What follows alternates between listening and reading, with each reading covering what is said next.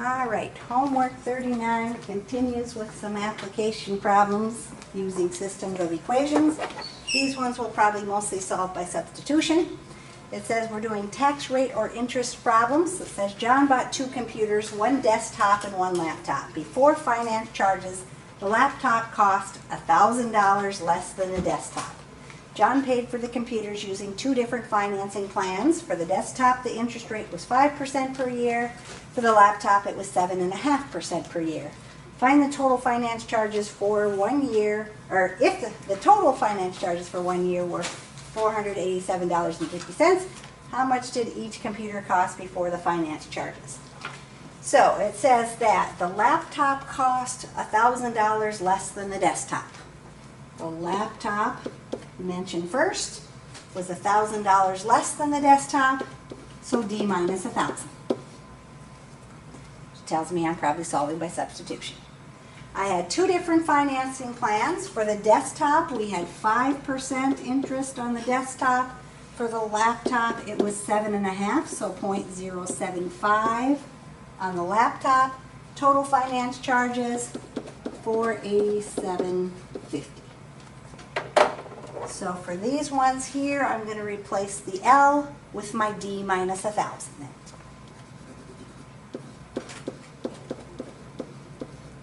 And of course, I'm going to have to use my distributive property then. So 0.05D plus 0.075D minus 0.075 times 1,000. I just have to move my decimal 3 places, so 75 equals 487.50 then. 0.05 plus 0.075 would give me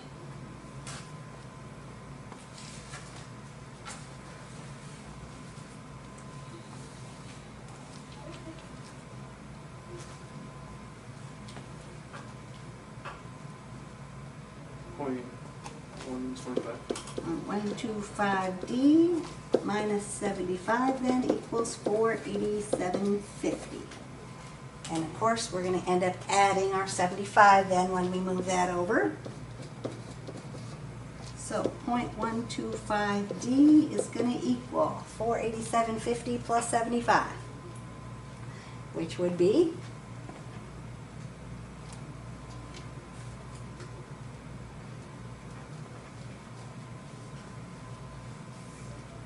$562.5. 562.5, and then we're going to divide by our 0.125 then to solve it for D.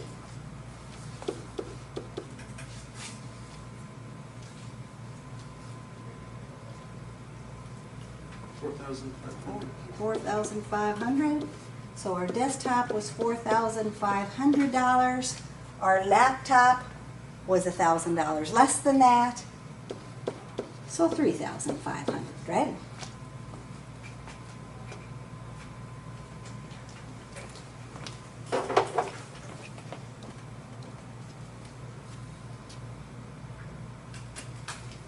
A theater group made an appearance in 2 countries. The hotel charges before tax in the second country were $1,500 higher than in the first. The tax on the hotel bill was 9.5% in the first country and 4.5% in the second. After the trip, the total tax paid on accommodation expenses were $662.50. How much was the hotel bill in each country before the tax? So if the hotel charges before tax in the second country were $1,500 higher than in the first, what would my equation be?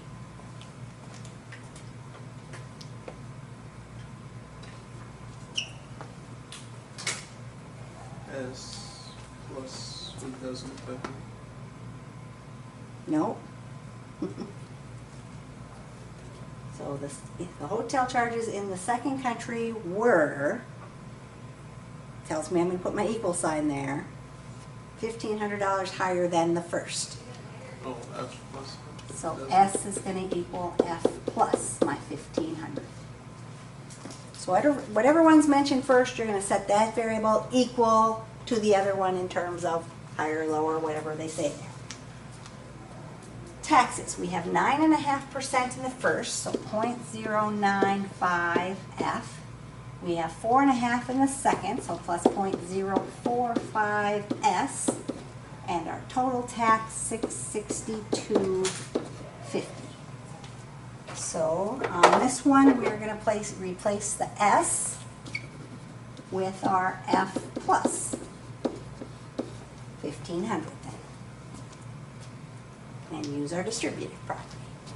0.095 F plus 0.045 F plus 0.045 times 1,500.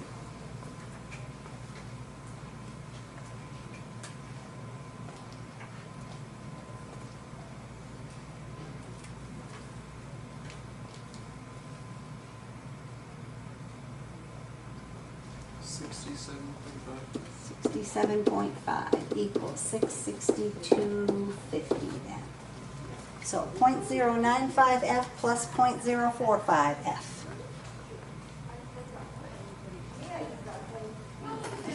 114F plus our 67.5 equals 662.50.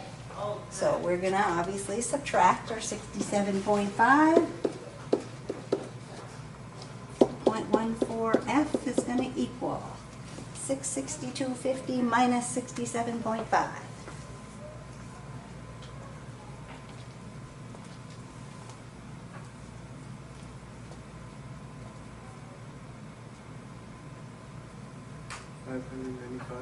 $595. And then we have to divide by our 0.14 then.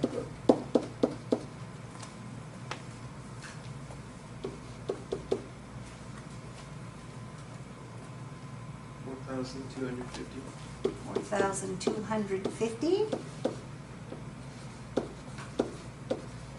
And the hotel charges for the second country were $1,500 higher than that. So for the second country, we would have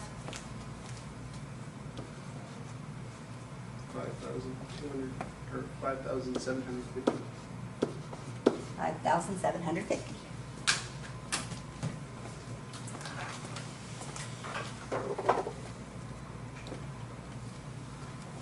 And the third one. John bought 2 computers, 1 desktop and 1 laptop. Before finance charges, the laptop cost $1,000 more than the desktop. John paid for the computers using 2 different financing plans. For the desktop, the interest rate was 6% per year. For the laptop, it was 7.5% per year. Total finance charges for 1 year were $885. How much did each computer cost before finance charges? So, before finance charges, the laptop cost $1,000 more than the desktop. So my equation would be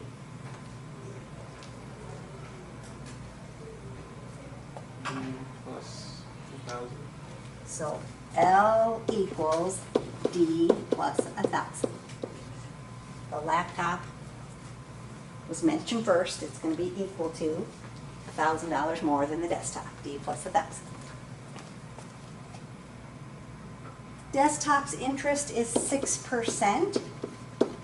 Laptop is 7.5%. Total charges $885. So we are going to replace the L with our D plus 1,000.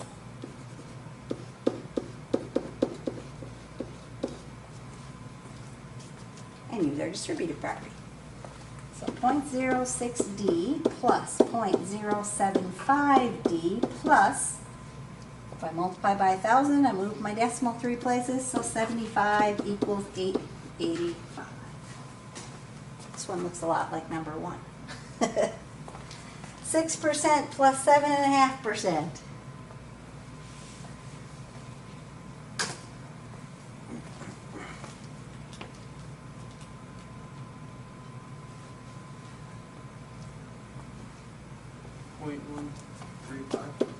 $0.135D plus 75 equals 885. We are then going to subtract our 75. So 0.135D is going to equal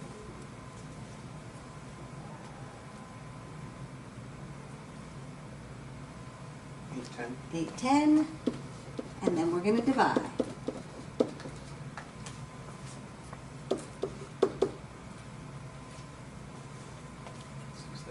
6,000?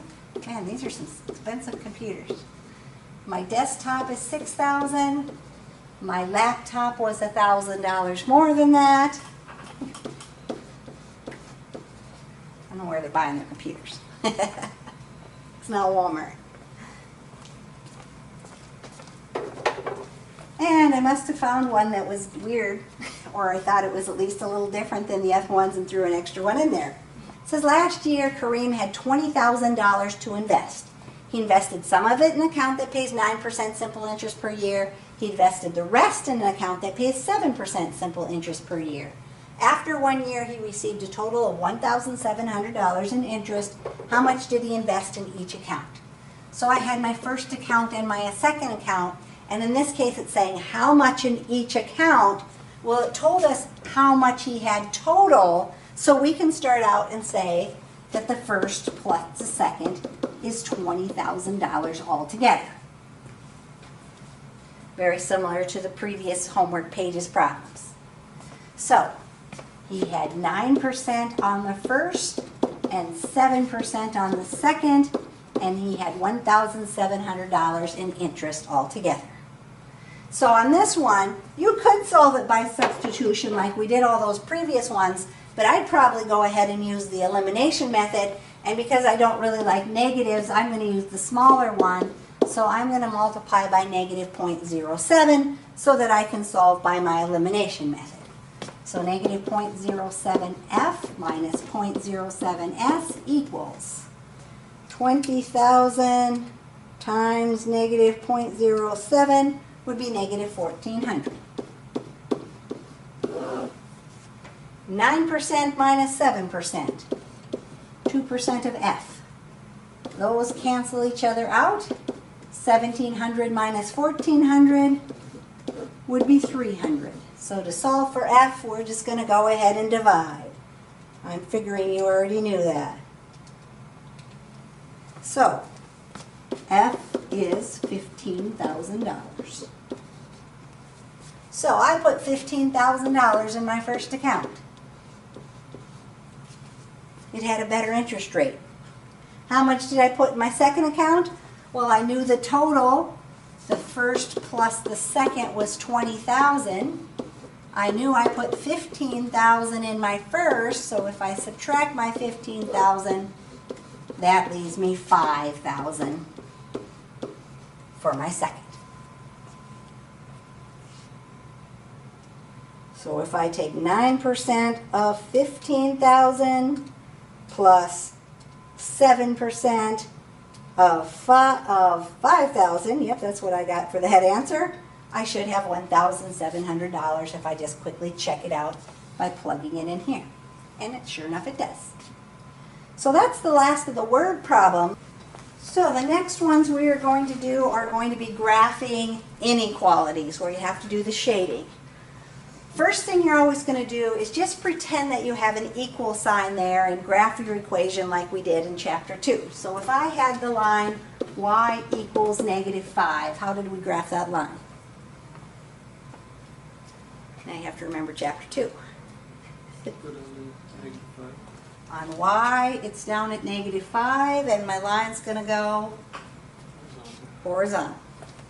So on Alex, you have to draw a solid line in there. Then you're going to look at your inequality. If you have the equal to underneath, it stays solid. But if you don't have the equal to underneath, they call it dashed, some books call it dotted. But you'll have a little tool that looks sort of like this. You'll click on that tool, click on the line, and then it's going to fix your line and make it a dotted line instead of a solid line. My eraser erases too much at a time. Then you're going to have another little tool that looks sort of like this with a whole bunch of little dots in one of the corners. And you're going to click on the section that you want to shade. If y is less than negative 5, I want to shade the y values that are less than negative 5, obviously. I would shade below there. And it's going to add a whole bunch of little dots underneath there. And your graph will look something sort of like that. So yes, if we have x equals our number, that goes vertical. If we have y equals our number, goes horizontal, just in case you forgot that from chapter 2.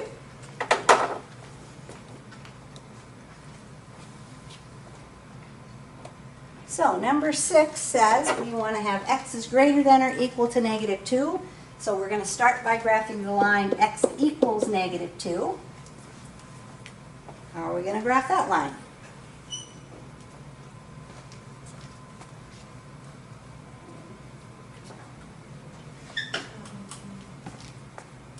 Put a dot on x at -2 and then goes vertical. So on Alex you either have to go up or down so that you can draw your line. Second step, is the line going to stay solid or do we want to change it to a dashed line? Going to stay solid because we have the equal to.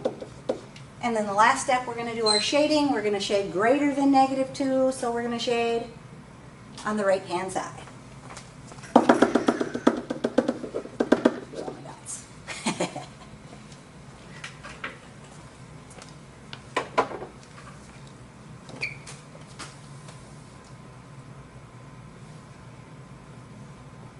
So number 7, we are graphing x is less than 1.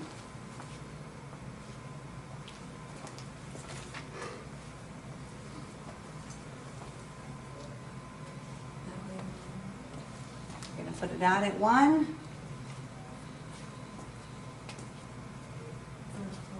Make our line go vertical. I'm going to just draw it a dashed line. On Alex, you'll have to put it in as a solid line and make it a dashed line. And then I'm going to shade on the left. Less than goes to the left if you're looking at the x-axis.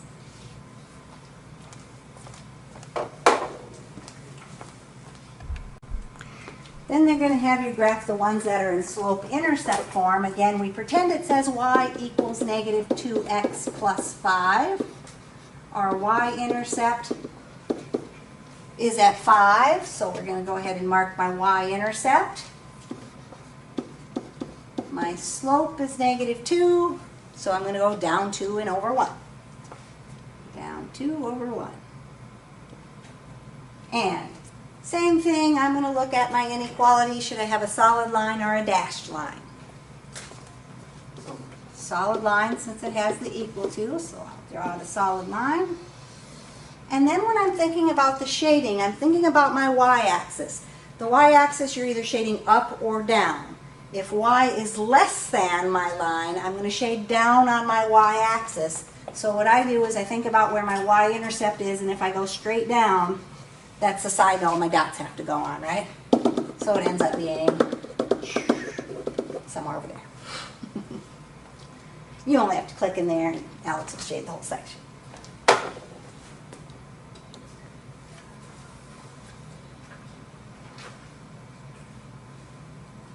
So number 9, if I'm going to graph y is less than -3x minus 3, my y-intercept is at -3. From that point, I'm going to go down 3 and over what? 1, 2, 3. And should I have a solid line or a dashed line? Dashed line, because we don't have the equal to. So I'm just going to go ahead and draw it that way. And then, again, I'm shading y is less than the -3x minus 3. So should I shade up or down from my line? Down. I'm shading below my line. So it actually looks like it's on the left side, but technically it's below my line.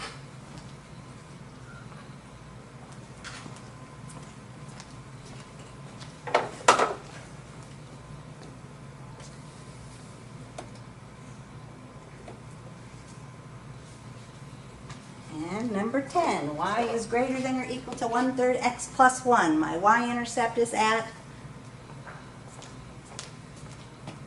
1. And from that point, I'm going to go up 1 over 3. Up 1 over 1, 2, 3. And should my line be solid or dashed? solid line. And should I shade above that line or below that line? What was that? I'm shading greater, so I should be going above my line, right?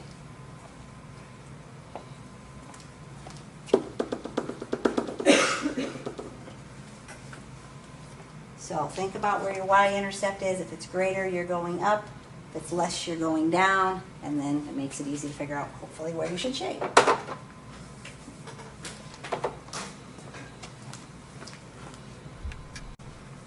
Graphing an inequality in standard form, there's a couple different ways you could do this. You could rearrange it and solve it for y and then do it like we did the previous problems. Or you can just use your x and your y-intercept, but if you do that, you have to test a value. I usually use my x and y-intercept to graph these just because it's easy to do. If I put 0 in for y, negative 12 divided by 4 is negative 3 for my x-intercept. If I put 0 in for x, negative 12 divided by 3 is negative 4 for my y-intercept. I'm going to have a dashed line because I just have the less than. My problem is I can't necessarily just say it's less than, so I'm going to shade below the line.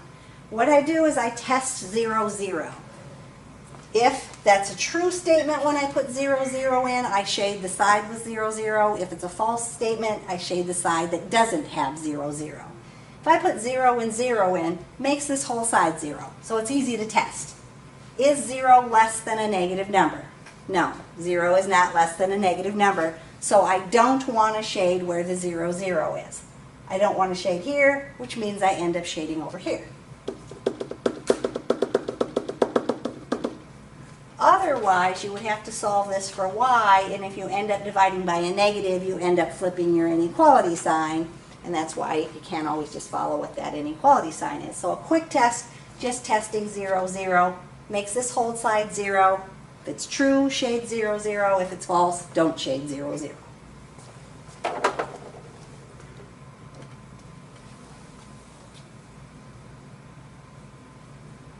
So on number 12, if I'm going to find my x-intercept, putting 0 in for y, x is going to equal negative 6. Finding my y-intercept, putting 0 in for x, y equals 2. 6 divided by 3 is positive 2. Should I have a solid line or a dashed line? Dashed line. Just drew that straight. So I'm putting 0 in here. Is 0 less than 6? Yes, 0 is less than 6, so I am going to shade 0, 0.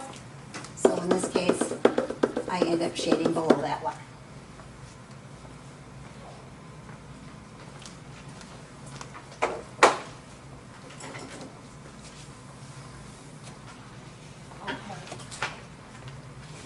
Here we have one that we're going to get a fraction, which means we have to use the plot point tool.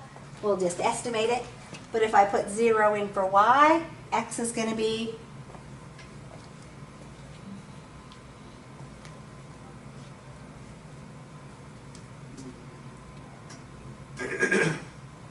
Negative 6 over 2. Or negative 9. negative 9 over 2, which is negative 4.5. So we'll just estimate where that is. You'd have to use the plot point tool and have them put it on there for you. So our x-intercept, we would put in negative 9/2 and 0 and let the computer plot that. Our y-intercept is going to be negative 3. So that one's easy enough to plot. Am I going to have a solid line or a dashed line? Solid line. And if I put 0 in for my x and my y, is 0 greater than negative 9?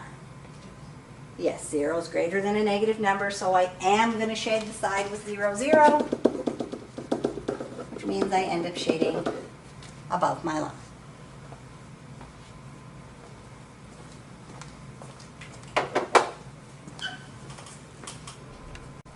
The next ones we're graphing a system of inequalities. And when we do our shading, we're only going to shade the part where they intersect. So basically, when I draw my two lines, I'm going to get 4 sections of my pie chart. I'm going to only shade 1 out of those 4 sections. So I would have a piece of scratch paper to kind of sketch it on before you try to shade it on your computer, because if you try to shade the first one, it shades the whole half of the thing and then gets all messed up. These are both in slope-intercept form, so just go ahead and put those on there. My y-intercept is at 2. My slope is -3, so down 1, 2, 3, and over 1. 1, 2, 3, over 1.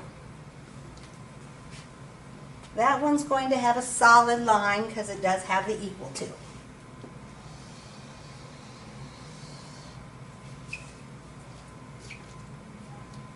Now just for fun, I'm going to shade, but I'm going to end up doing some erasing.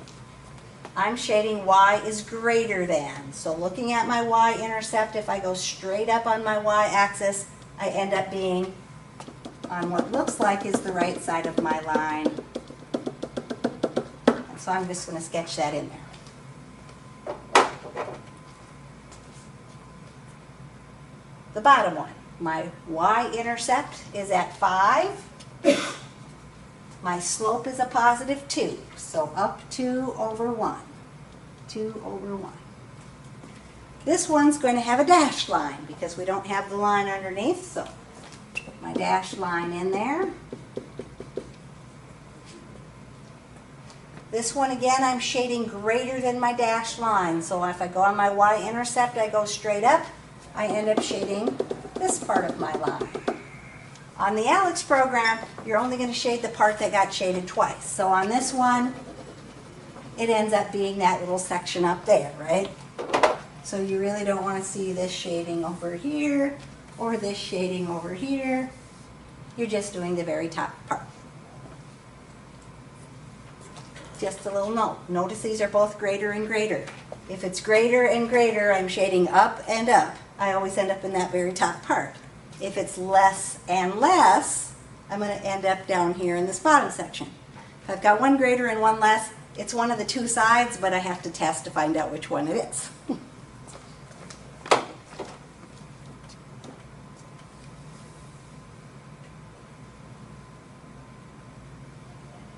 So, number 15, the first one. My y-intercept, -9. My slope is 2, so up 2 over 1. Should I have a solid line or a dashed line? Solid. Solid line. And am I going to shade above that line or below that line? Below. Below, because it's a less than. So I'm shading down here.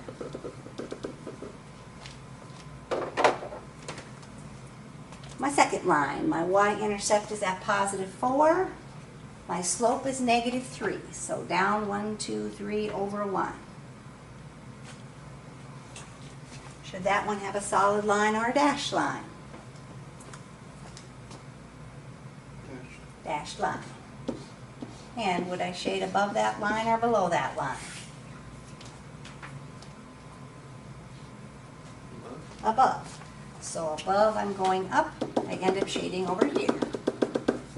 Which means the part that got shaded twice, whoops, I shaded too far.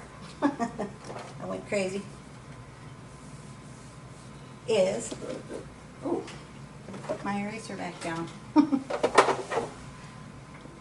I'll get this on here yet. Is this part over here? That looks like it's over on the right-hand side. You noticed you had one less and one greater, so you knew it either had to be the left or the right. Ended up being that right-hand side.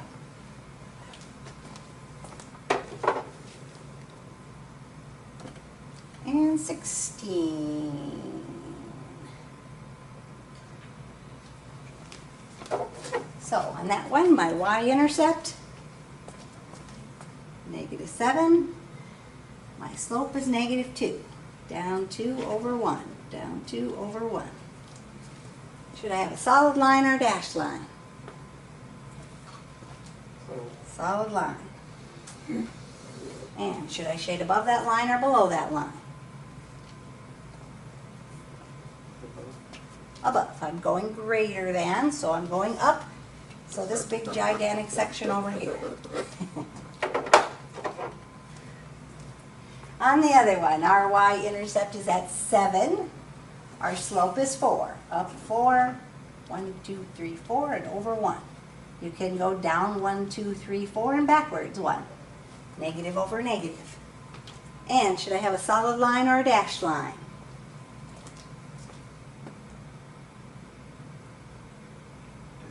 Dashed line.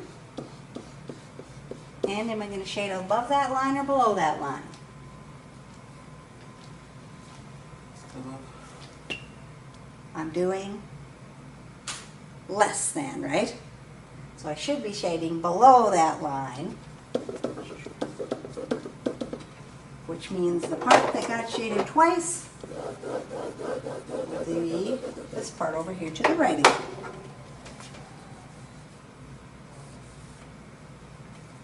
And again, if I look at my inequality signs, I had one greater, one less, so I knew it either had to be the left or the right, just to kind of double check myself to see, does it look like I got the right part shaded.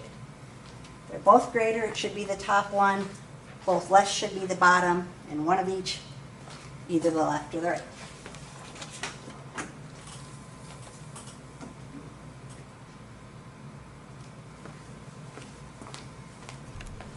And the last 3 on this page is writing an inequality. So we're not going to solve, we're just going to translate what it says. Scott drives a truck for a soft drink company. His truck is filled with 15-ounce cans and 70-ounce bottles. C is going to be the number of 15-ounce cans. B, the number of 70-ounce bottles. The truck must be carrying less than 4,000 pounds or 64,000 ounces. Use the values and the variables given. Write an inequality describing this. So we had 15-ounce cans. We're using C for the number of cans. So if I take 15 times C, that gives me how many ounces in cans, right?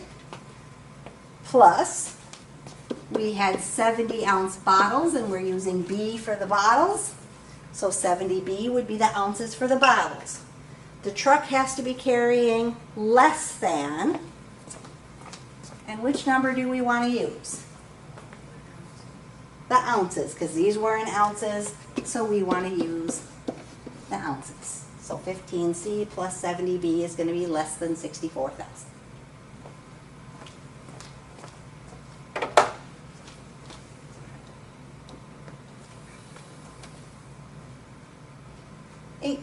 Says, in a race, car 1 went an average of 150 miles an hour for X hours before dropping out. Car 2 went an average of 170 miles per hour for Y hours before dropping out. The distance car 1 traveled was at least that of car 2. Use the values and variables given. Write an inequality describing this. So, thinking about rate times time equals distance, how do we show the distance of car 1?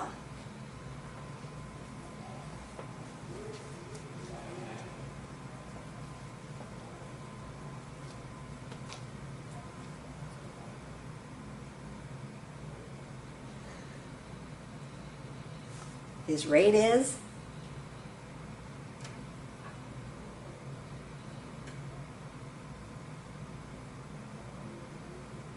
150 miles an hour. The time is X hours. So rate times time, 150X, right? How do we show the distance of the second car?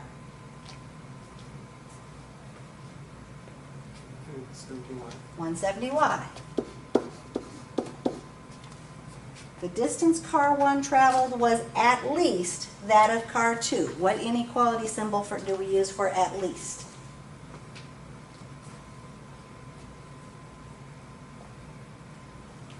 Greater than or equal to. Exactly, greater than or equal to. Could be equal to, but it might be more, so greater than or equal to. There's my inequality.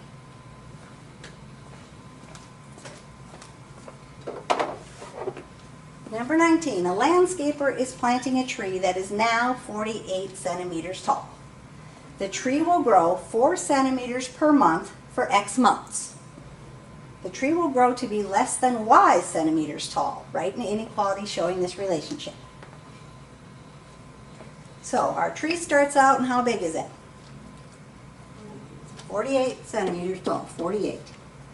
It is going to grow, so we are going to add, and it's going to grow at a rate of 4 centimeters per month for X months. So we're going to add 4X. The tree will grow to be less than, well, they made that easy, y centimeters tall.